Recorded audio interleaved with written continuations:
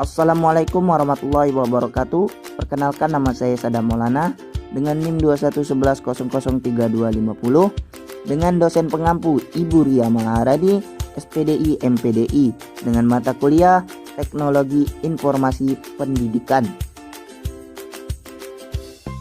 Di sini saya akan membahas sedikit tentang penggunaan media cetak. Yang pertama yaitu pengertian media cetak. Jika dilihat dari arti harfiahnya, media yang berasal dari kata Latin merupakan bentuk jamak dari kata medium yang berarti perantara atau pengantar. Artinya media adalah perantara atau pengantar pesan dari sumber pesan kepada penerima pesan. Sedangkan percetakan secara harfiah berarti sebuah proses untuk memproduksi tulisan atau gambar, terutama dengan tinta di atas kertas, yang dilakukan secara massal dengan menggunakan mesin cetak. Dengan demikian dapat ditarik kesimpulan bahwa media cetak merupakan sebuah perantara atau pengantar pesan dari sumber pesan kepada penerimanya dalam bentuk tulisan atau gambar yang dicetak dengan tinta di atas kertas. Dan berdasarkan Kamus Besar Bahasa Indonesia atau KBBI edisi ketiga, media cetak merupakan sebuah sarana media massa yang mana dicetak dan diterbitkan secara berkala, seperti surat kabar atau majalah. Serta menurut Eric Barnow, media cetak memiliki pengertian sebagai segala barang yang dicetak dan ditunjukkan untuk umum. Media cetak merupakan berbagai bentuk barang cetakan seperti majalah, surat kabar, atau lainnya yang dibuat dengan tujuan menyebarkan informasi atau pesan komunikasi kepada masyarakat lain. Adapun prediksi nasib media cetak. Hadirnya media baru berbasis internet rupanya benar-benar telah menggeser pola komunikasi masyarakat terhadap berita atau informasi. Tentu dalam hal ini adalah media cetak yang paling merasakan dampaknya. Meski begitu, tidak berarti prediksi media di Indonesia satu kata dengan fakta tersebut. Banyak prediksi media yang justru masih sangat optimis bahwa surat kabar di Indonesia akan tetap bertahan hidup selama-lamanya, asalkan produk surat kabar ditampilkan dengan menggunakan jurnalisme sastrawi dan mengadaptasi media baru itu sebagai penunjang utama bisnis surat kabar.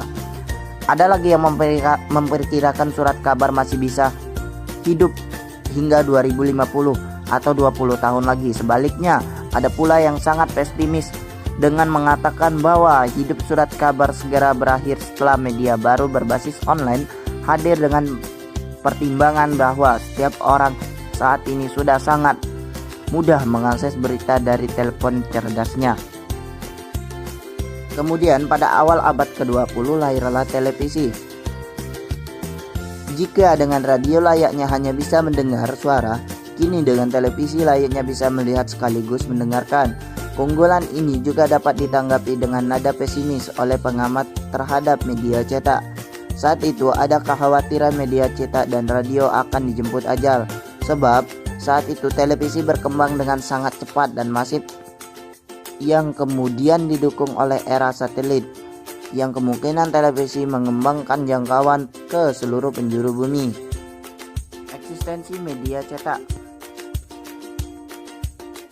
Di atas sudah jelaskan bahwa sejarah mencatat banyak pengamat yang memprediksi media cetak bakal lenyap dari bumi setelah ada media baru berbasis internet.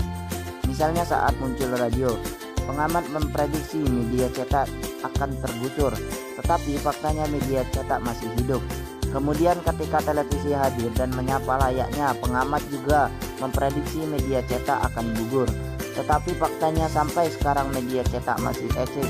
Ini membuktikan bahwa media elektronik atau radio dan televisi yang lahir setelah media cetak tidak secara otomatis akan membunuh media cetak. Artinya pula prediksi para pengamat media itu meleset. Bahkan sampai saat ini banyak yang berkeyakinan bahwa hal itu belum tentu terjadi. Salah satu alasan yang bisa menguatkan keyakinan adalah sebuah motivasi bahwa setiap ada tantangan, di situ akan ditemukan solusi. Di setiap ada kesulitan, di situ ada kemudahan. Meski begitu, patut disadari bahwa industri media cetak harus mewaspadai badai media baru yang setiap saat sangat mungkin bisa mengganggu kinerja bisnis media cetak. Faktanya kini sudah ada sejumlah media cetak yang berguguran, baik di luar negeri maupun di dalam negeri.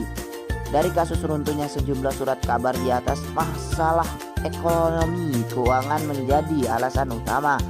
Artinya surat kabar itu ditutup bukan karena benturan politik dan yang lain, tetapi karena alasan ekonomi keuangannya itu kesulitan keuangan. Paul Gilling, konsultan teknologi informasi dan Massachusetts, seperti dikutip Imam Nawawi yang dilansir Hidayatullah, menyebutkan saat ini surat kabar terus menyajikan berita-berita yang bernilai. Media cetak di tengah perkembangan media online di Indonesia. Beragam riset di atas menjelaskan bahwa media cetak adalah entitas yang hidup segan mati tak mau. Sejumlah literatur tersebut mengindikasikan bahwa penelitian yang berkaitan dengan media cetak dan online akan menemukan ruangnya dalam konteks Indonesia di mana pembaca surat kabar terus turun.